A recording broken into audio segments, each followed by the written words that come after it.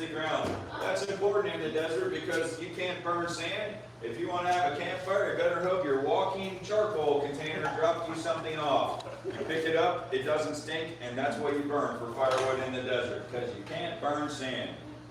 All right, the most interesting thing about a camel, if he's not standing there doing his business, is their ability to store and use water in the form of fat. On the hottest day in the desert, a camel can go 10 days to 2 weeks with not one single drop of water. In that period of time, they can lose 30% of their body mass to dehydration. If I lost 30% of my body mass, that would be 60 pounds. If I lost 60 pounds because I had no water for 10 days, there's a special word for my condition, and that word is death. That's the one. And if the camel lost 30% of his body mass, this guy happens to weigh 1,750 pounds, so that'll be him losing 500 pounds to dehydration. If he lost 500 pounds to dehydration, the word for his condition is thirsty. If the camel is thirsty, oh my goodness, he's thirsty. If that camel had actually lost 30% of his body mass, he could drink 50 gallons of water in 3 minutes. That is chucking down around 17 gallons per minute, or 1 gallon every 4 seconds. So 1,000, 2,000, 3,000, 4,000 gallon of water gone. So he could drink it faster than you could pour it on the ground. It is amazing how that works because there is no tank in the camel except his stomach to hold liquid water. So where does 50 gallons go? Because the stomach only holds 7 to 10 gallons of water. So the way that it works, as he dehydrates, his red blood cells shrink from oval down to flat. That accounts for about 150 pounds of his loss of mass. At the same time, his fat cells shrink. Camels, like people, are born with the approximate number, bless you, of fat cells that they will ever have. But camels, like people, our fat cells can be very different size at different times in our life. We are all normal-sized people, so imagine that this was normal size for a human fat cell, and we had a burning desire to be the star of the show, My 600-Pound Life. Our fat cells can go from something like this to something like that, dozens or hundreds of times their original volume. Camel is the opposite. Camel walks around with his fat cells this size, and as he dehydrates, they draw all the way down to the normal size for a human fat cell. Difference is, for a human to go from this to that is decades of unlimited access to ridiculous amounts of food. For a camel to go from this to that is about 40 seconds on an individual cell basis, 3.5 minutes for the whole body. About 3 minutes to swallow all the water, another 30 seconds to finish processing it. So a camel can go from emaciated near end to ready to turn around and walk all the way back across the desert just with the drink of water. All right, so what this taught me about the Bible, in the Old Testament when it says that the servant is looking for a bride for his master's son, and he prays, "Oh Lord, let it be a sign to me that the young woman would offer water not only me, but the camels as well." Before I had camels, I'm like, so what? She gave your animal a drink, and who cares? And now that I have camels, and I understand the one this size can drink 30 gallons, the one that size can drink 50 gallons, back up a few verses, see who was walking with 10, loaded with gifts, so at least 10 camels. Now you're talking about some young girl going to dip up 300 to 500 gallons of water with a bucket. That hits a little different. What I learned about from that is the fact that I don't understand something in the Bible didn't mean it was wrong. It just meant I didn't understand. If I don't understand, I am welcome to believe, and maybe at some later point in my life I will understand, maybe I will not. But the Bible is true and accurate. All right, starting with our man with the green shirt right here, make a single file line going back. Who's the teacher? Come on up, teacher. I'm just an aide. What's that? I'm an aide. Oh, perfect. We just need an aid right here. We need a visual aid. All right, this is the kissing cam. We'll go, the cam will give you this. I think Mr. Hall should do it. I think Come on Mr. up, Hall should do it. Yeah. Gotta come all the way to the camera and go, big and loud, and he will give you a kiss. There you go. All right. You get your best picture standing on the side. Starting from you, come on up, give him a kiss if you want to. If you don't want to kiss him, you can stand like this and do a selfie. If you have long arms or a friend. And if we have a teacher who wants to take everybody's picture, that would be great. Which angle? Probably here. Either side, really. All right.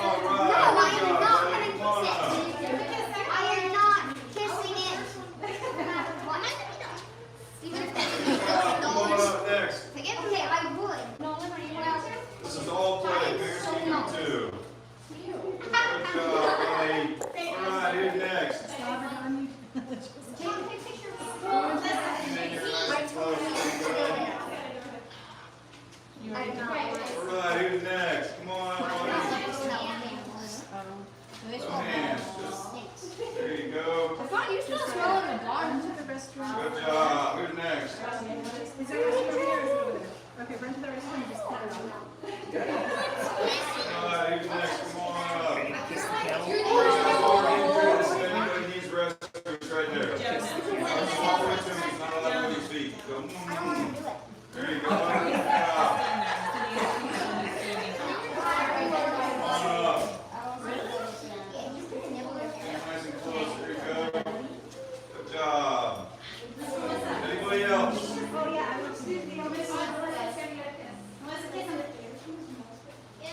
No hands.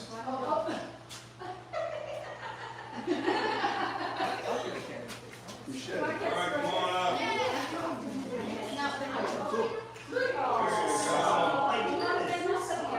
It's very soft. This top is not slobbering now.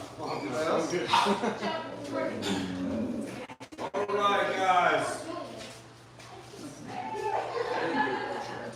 You want to grab a Willie? Sure. Okay.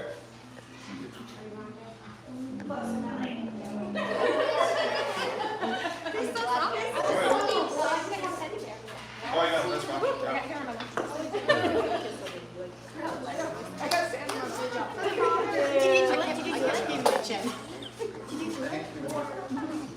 All right, guys, we're going to get out the next animal breed. Come on, Ed. I like that. It's not available. You're on the video. Come on, boys. You're still on it though. Jonah, you're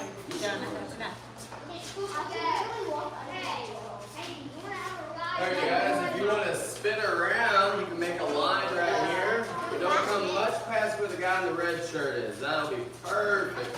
Alright, so what do we think this animal is?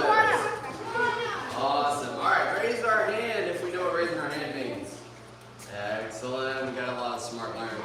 So when you know something, you're going to raise your hand, right? Okay, who likes Spider-Man? Everybody like Spider-Man? And you can make a line so you all can see. So right on the top of his head is a really special gland, and it's called his parietal gland, guys. And so when something goes up above him, he can sense that that's happening. Also, his scientific name, if you want to like blow away your friends, it's really complicated. You want to guess what it is? Any guesses? All right, here it is. Iguana. So you can say it's an iguana. Another cool thing here about Willie is he can swim from island to island, and he can hold his breath for up to 30 minutes. A cool thing about reptiles is that they're cold-blooded. Does anybody know what that means? Go ahead. Yeah.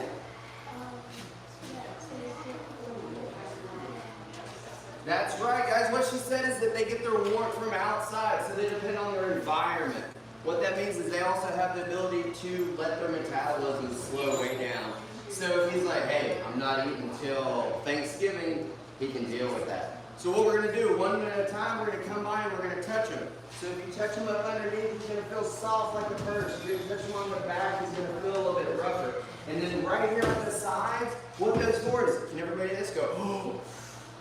So when he does that, they look like giant eyeballs. So he's trying to pretend that he's an alligator, so that way nobody will eat him. So you're going to get to start first. Use 2 fingers, lightly touch them, jump back in line, then the next person can go. Do you have any questions about the iguana? You can go ahead and next. What questions do we have? Raise your hand if you've got a question. 2 fingers, that's right. Good job. Willie, also there's actually marine iguanas that are going to live out there on the Galapagos Island, places like that. They're going to dive way down there to fish. You're next. Good job. Do you see how long his tail is? So that's going to give him balance. A lot of times you're going to find these in places like Florida. Down in Florida they call them chicken of the trees. And the reason they call them that, maybe some people have lived down there, is when it gets really cold, they're actually going to kind of fall out of the trees because it gets so cold and they're not really awake anymore. We don't eat them, but I think in certain areas they're a little bit of a snack for people. And that's the reason they call them chicken of the trees. All right, so Mr. John has another one. After he's touched this, then he's going to show this guy. All right, this one is another iguana. It's the same kind of iguana that is. What are the 2 big differences you see between these 2? Yeah, one's tiny. This one is 1 year old. That one is at least 18 years old. What else? Why do you think this one's a light color? Because I'm guessing because the fruits and stuff they eat. Oh, that's a decent guess, but actually this one is albino. So what does albino mean?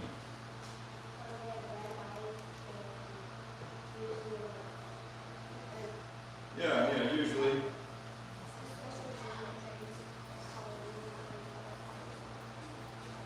Exactly. So it is a genetic condition that they have low pigmentation.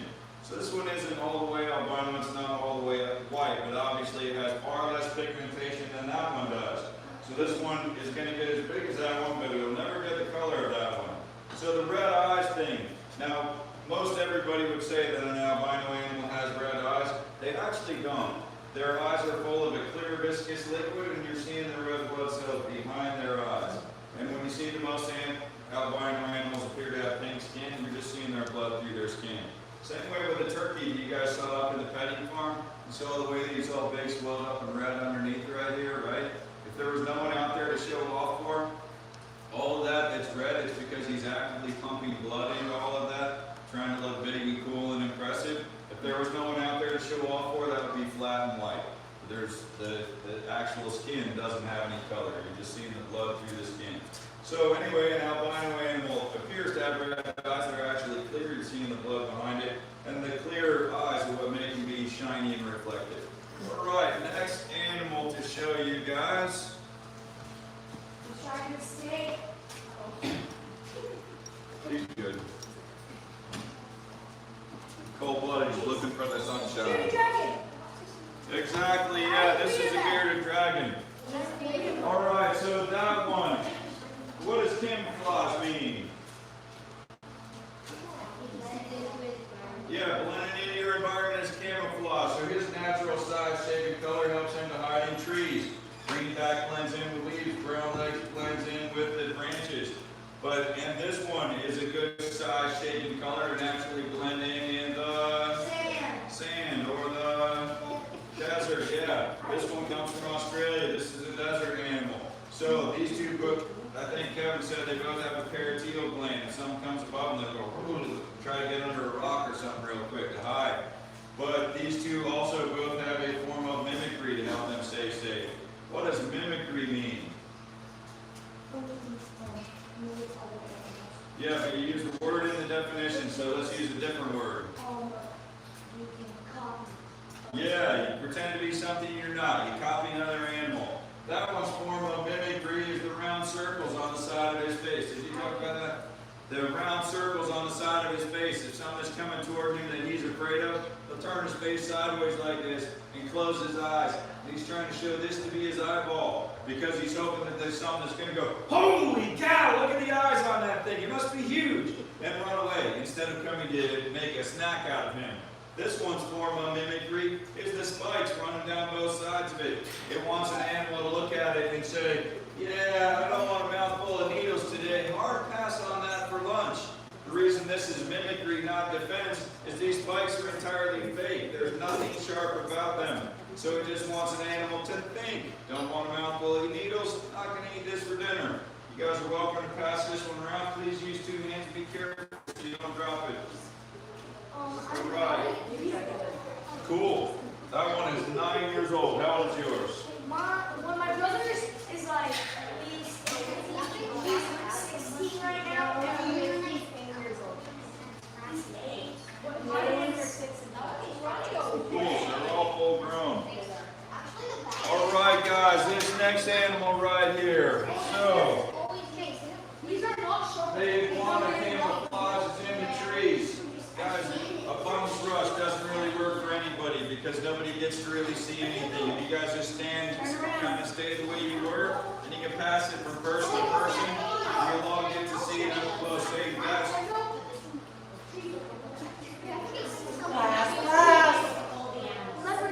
Class. He's trying to speak to you. Okay, this one, the first one camouflages in trees, that one camouflages in the desert, this one camouflages absolutely nowhere. There's nowhere for this animal to hide. So this animal's only form of defense is mimicry. What do you think this is trying to mimic? Anybody got an idea? Maybe certain kind of snake.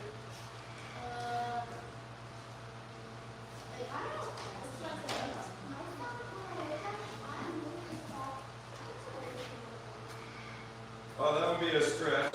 Komodo dragons are generally black and huge. Leopard, that would be a real stretch because leopard is a big old mammal.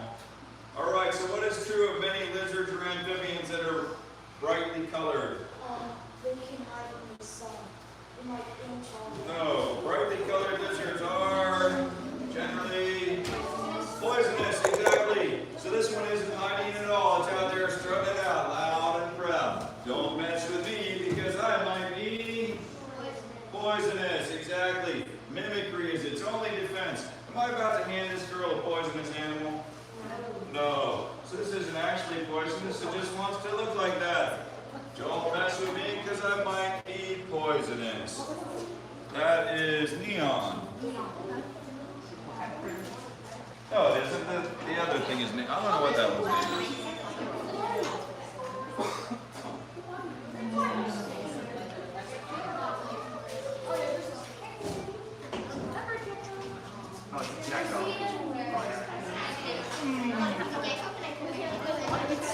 All right, guys, up in the petting farm, you all saw some great big reptiles. What were they?